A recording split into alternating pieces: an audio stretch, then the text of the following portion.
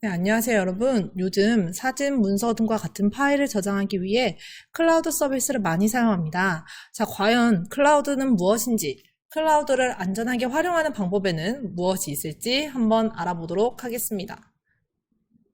자, 오늘의 수업 순서는 다음과 같습니다. 첫 번째, 클라우드 활용 실태를 살펴보고, 두 번째, 퀴즈로 클라우드의 특징에 대해 알아보겠습니다. 자, 세 번째, 클라우드 중 학교에서 사용하기 편리한 구글 드라이브에 대해 알아보고, 마지막으로 네 번째, 구글 드라이브를 활용해 파일을 공유할 시 주의할 점에 대해 알아보도록 하겠습니다. 자, 클라우드란 사진, 문서, 동영상 등의 각종 자료를 사용자의 컴퓨터나 스마트폰 내부 저장 공간이 아닌 외부 클라우드 서비스에 저장한 다음에 다시 다운로드할 수 있도록 지원하는 서비스입니다. 자, 다시 말해 클라우드 서비스에 자료를 저장하면 컴퓨터, 핸드폰, 태블릿에서 언제든지 자료를 보고 다운받을 수가 있어요. 자, 클라우드에는 다양한 종류가 있습니다. 구글의 드라이브, 네이버의 마이박스, 애플의 아이클라우드, 삼성의 클라우드, 원드라이브 등이 있습니다. 자, 학교에서는 다양한 구글 플랫폼, 구글 클래스룸이나 구글 프레젠테이션 등과 같은 플랫폼과 연동이 가능한 구글 드라이브가 가장 사용하기 좋은 클라우드입니다. 자, 그렇다면 이렇게 좋은 클라우드가 왜 이렇게 많은 사람들이 사용하게 되었을까요? 자, 영상을 하나 보도록 하겠습니다.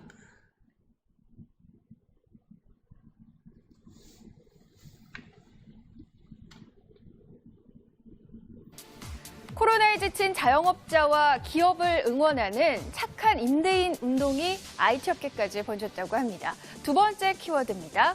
디지털도 착한 임대. 최근 코로나 확산으로 재택근무를 하는 기업들이 늘었는데요. 특히 중소기업은 비용 부담 때문에 클라우드 서비스를 이용하는 비율이 높습니다. 이 클라우드 서비스는 인터넷 안에서만 존재하는 일종의 임대 사무실인데요.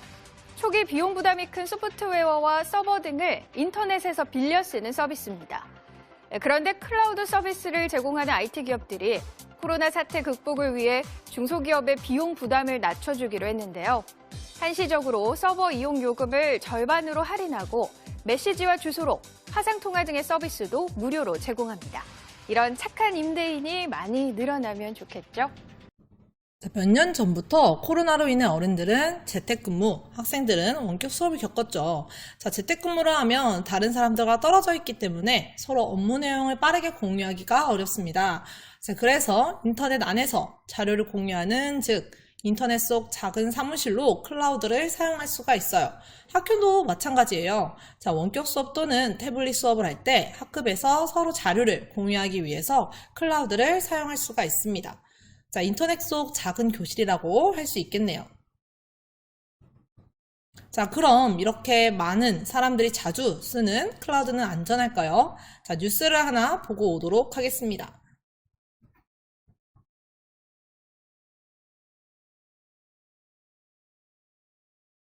사실만 짚어드리는 팩트맨입니다. 배우 주진모 씨 등 일부 연예인의 휴대전화가 해킹돼 경찰이 수사에 나섰죠. 앞서 여러 할리우드 스타들도 휴대전화 속 사생활을 유출하겠다는 해커의 협박으로 곤혹을 치렀는데요. There was a website that was set up threatening to release naked photographs of me. 모든 개인정보가 담겨있는 휴대전화 해킹, 어떻게 이루어지고 어떻게 막을 수 있는지 따져보겠습니다. 먼저 휴대전화 해킹, 이 실상을 들여다보면 사진과 연락처, 메시지 등을 저장해두는 클라우드에서 유출되는 경우가 대부분인데요. 클라우드가 생소해서 가입 여부조차 모르는 분들 많으신데 제 휴대전화로 설명해드리겠습니다.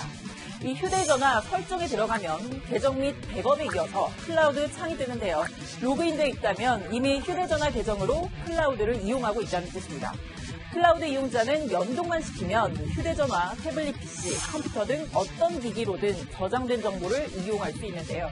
특히 휴대전화 교체나 분실 시에도 클라우드로 손쉽게 저장된 정보들을 복원할 수 있습니다. 이런 경우엔 유용하지만 한 번 해킹되면 유출에 따른 위험 부담도 큰데요. 클라우드 속 개인정보 지키려면 이용하지 않는 게 추천일까요? 클라우드 서버는 해킹을 하는 것이 쉽지가 않아서요. 그냥 비밀번호를 잘 관리하지 못하거나 너무 약한 비밀번호를 사용했다거나 해서 이런 일들이 생기는 것을 보는 것이 아이디와 비밀번호를 단순하게 하거나 모든 사이트에 똑같이 설정할 경우 해커가 클라우드에 접속해서 정보를 빼내기 쉽다는 겁니다. 결국 비밀번호 설정이 가장 중요한데 복잡하게 만드는 것보다 더 효율적인 방법이 있습니다. 규칙을 만들어서 사이트마다 비밀번호를 다르게 사용하는 것이 좋고요. 이중 보안 기능을 사용하시는 게 좋고요. 항상 최신 버전으로 업데이트해 두시는 게 중요합니다.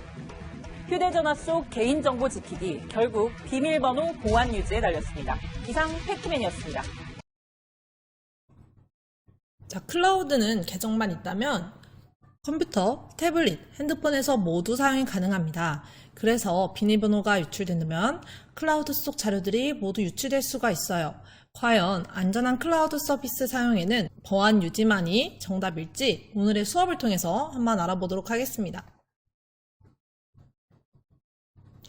자, 지금부터 클라우드에 대해서 퀴즈 6문제를 풀어볼 건데요. 학습지에 자신의 정답을 쓰고 답을 확인한 다음에 문제의 정답 또한 옆에다가 써주면 되겠습니다.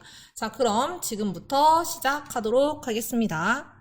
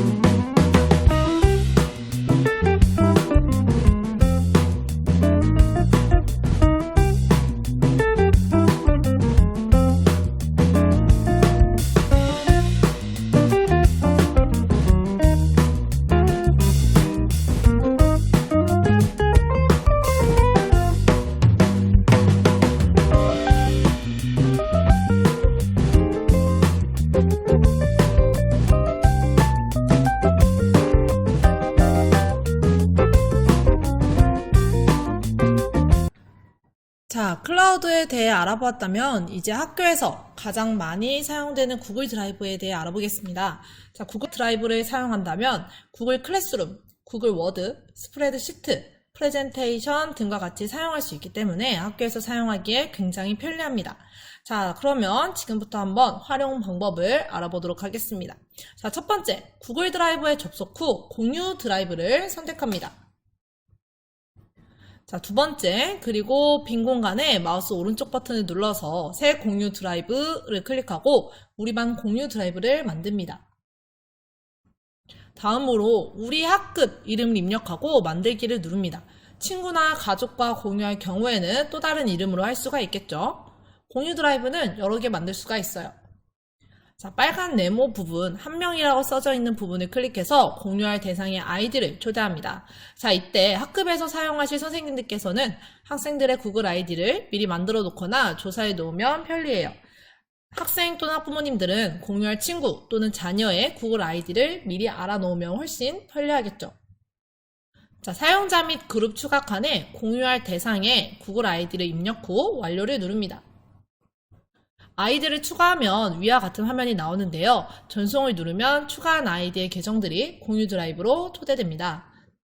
자, 공유할 대상을 드라이브에 추가하고 나면 이제 공유 드라이브에 올린 파일들은 초대된 사람들과 같이 보고 다운도 받을 수가 있어요. 또는 권한을 설정하면 같이 편집도 가능합니다. 만약 모둠끼리 학생 또는 가족끼리 파일을 올리는 공간을 구분하고 싶다면 폴더를 몇 개 만들어 놓으면 훨씬 좋겠습니다. 마지막으로 마우스 오른쪽 버튼을 클릭한 다음에 새 폴더를 눌러주세요. 그리고 구분할 수 있도록 폴더의 이름을 모둠 이름, 번호 등으로 만들면 훨씬 좋겠죠. 자, 파일을 넣을 폴더에 들어가서 오른쪽 버튼을 클릭 후 공유할 파일, 폴더, 구글 문서 등을 눌러주세요. 이렇게 올라온 파일은 핸드폰, 컴퓨터, 태블릿 등 원하는 기기에서 자유롭게 접근할 수 있고 드라이브에 초대한 친구들과 공유할 수가 있어요. 자, 그러면 구글 드라이브뿐만 아니라 모든 클라우드를 사용할 때 다른 사람들과 공유할 때 주의할 점이 있습니다. 자, 주의할 점을 살펴보면서 학습지 3번 빈칸을 채워주세요. 자, 첫째, 개인정보가 포함되어 있는 파일은 주의해야 합니다. 비밀번호, 집 주소, 이름, 주민등록번호 등 개인정보가 들어있다면 확인 후 내용을 지우거나 공유를 하지 않는 것이 좋습니다. 둘째, 바이러스에 주의해주세요. 출처가 불분명한 곳에서 다운받은 파일은 다시 업로드할 경우 다른 친구들에게 바이러스가 퍼질 수 있습니다. 셋째, 비공개 파일을 공유 드라이브에 넣지 않도록 주의합니다. 다른 사람에게 공개하고 싶지 않은 파일은 자신의 드라이브에 올려놓도록 합니다. 넷째, 공유 대상을 정확하게 설정해주세요. 초대 아이디를 잘못 입력하면 모르는 외부 사람들에게 자신의 파일을 공유하게 될 수도 있으니 유출에 조심하도록 합니다. 다섯째, 상대방에게 불편함을 주는 파일은 공유하는 데 주의해주세요. 음란물, 연령에 맞지 않는 내용이 담긴 파일, 욕설 등의 파일은 공유하지 않습니다. 클라우드 사용 및 공유 시 주의할 점을 지켜 안전한 인터넷 사용을 하도록 하고요. 내 컴퓨터뿐만 아니라 친구들의 컴퓨터도 지킬 수 있는 안전한 인터넷 활용을 모두 함께 만들어 나가도록 합시다.